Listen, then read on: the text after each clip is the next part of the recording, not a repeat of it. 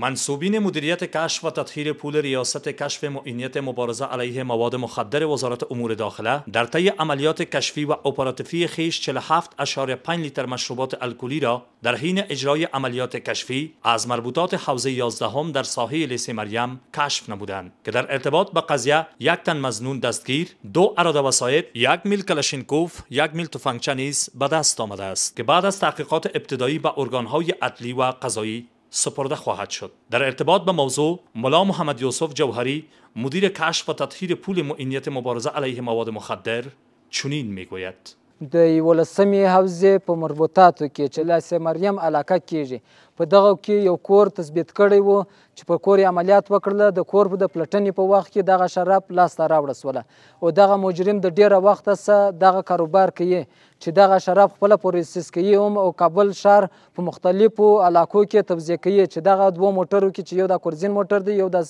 بل تور کوچنی موټر دی چې دغه په واسطه سره دی په کابل ښار په مختلفو علاقو کې توزیع کوي او دغه عملیاتو په جریان کې یو دانه